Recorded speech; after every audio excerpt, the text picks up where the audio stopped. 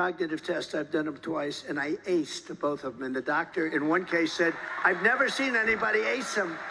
They've never seen anybody ace them. The one thing they said that was great, we've watched this guy for 20 years. The one thing we know is that he's got no cognitive problem. I have no cognitive. She may have a cognitive problem, but there's no cognitive problem. It was nice that they actually said that. They said, you know, if anyone has any questions, we were grilling this guy for 2 hours or 2.5 hours, got no cognitive. In fact, if anything, he's maybe better. I don't even know if I like this. Maybe he's better than he was 20 years ago. Let's take a test. Let's take a test right now. Let's go down. Joe and I will take a test. Let him take the same test that I took. Incidentally, I took the test too when I heard that you passed it. Yeah, how did you do it? Well, it's not the hardest test. No, but there's a picture and it says, what's that? And it's an elephant. No. Congrats, Trump. You passed the Are You Smarter Than a Kindergartner test.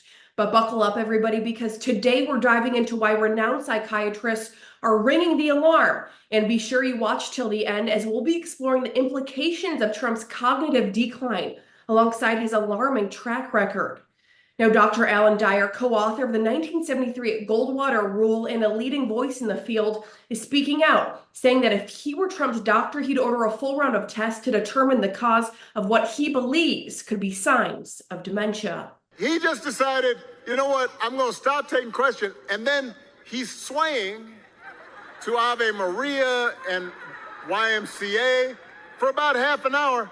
Folks are standing there not sure what's happening. Go and vote. Let me hear that music, please. Everyone, let's thank President Trump. Nice and loud.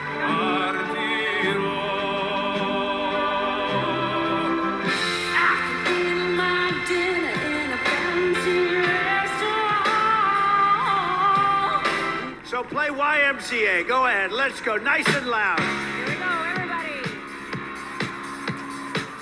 So CNN's reporter at the event did say there appeared to be some confusion about what was happening while he was up there on the stage. Can you imagine if I did that? You would be worried if your grandpa was acting like this. Now, the Goldwater Rule advises psychologists not to diagnose public figures without direct evaluation. However, Dr. Dyer believes that Trump's symptoms are serious enough to warrant further examination. We've all seen the signs: his inability to stay focused, confusing prominent public figures, swaying aimlessly on stage, and dodging real questions. His campaign team even admitted he's too exhausted to debate. Trump insists he's fine while forgetting his own age and calling Americans who don't support him the enemy, all while praising Putin as a potential ally. He even called the Capitol insurrection beautiful and full of love. So I interviewed Donald Trump more than any other journalist since he's left the White House. We started in May 2021, and that report you just talked about meandering and confusing is right. He goes from one story to the next. He struggles with the chronology of events. He seems very upset that he wasn't respected by certain celebrities in the White House, and then he'd go to a story about The Apprentice. So as you know, Caitlin, it's very challenging to interview Donald Trump and to go toe-to-toe with him, but there was some cognitive questions about where he was and what he was thinking, and he would from time to time become confused. Because you wrote at one point about Joan Rivers, him telling you that she voted for him in 2016, I believe, even though... He confidently told me and declared that Joan Rivers voted for him when he ran for president, and Joan Rivers died in 2014. Joan Rivers died in 2014, so she would not have been able to vote for Donald Trump. Remember, this cognitive test that Trump boasts about is a basic screening usually given to nursing home patients, not aspiring leaders of a nation. And let's not forget, Trump is refusing to release any recent medical records. If elected, he would be the oldest president to take office. This is not just about catchy headlines or viral moments. It's a genuine risk to our democracy. Trump's cognitive decline impacts every decision he makes and every promise he breaks.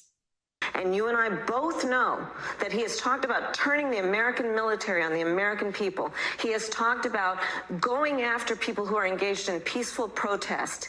He has talked about locking people up because they disagree with him. This is a democracy. Trump's strategy has always been exploiting ignorance and using fear to divide. Paired with his declining mental state, it's even more dangerous. He continues to spread lies, incite violence, and do whatever it takes to hold on to power. His attacks on already marginalized communities and the way he empowers hate groups are real threats we cannot afford to ignore. Thinking of the poll that said there was a third of Americans who believed in the immigrants poisoning the blood. The dehumanization of the immigrants. Comment. Yep. Right? So what he's doing is strategic, that he's not dumb in that sense. He is playing on historical stereotypes, fears, xenophobia that has been part of the American story. There's always been somebody who's a group of people who've been scapegoated. And so Donald Trump knows that in this moment, that's what he needs to do, is to stir up that fear, stir up that resentment. So that way you have voters who are distracted over here and not asking about what his solutions are. Well, the us versus them has worked before, not just in the United States, but in other countries. But they've seen it worked through fascists, dictators, autocrats. And that's the way, though, that have led to scores of people being exterminated. Using that verb. I use that verb because exactly what's happened. Here's the bottom line. Trump's declining mental state, his history of inciting violence, and his ongoing attempts to dismantle democracy make him a clear and present danger. Not to mention Vance and those surrounding Trump and his bid show a blatant disregard for rule of law. If the 25th Amendment were invoked, Vance would be a Trump 2.0. We cannot let history repeat itself. It's everyone's future at stake. And that's all for today. Like and subscribe for more content. Be sure to spread kindness, combat misinformation, and above all, vote.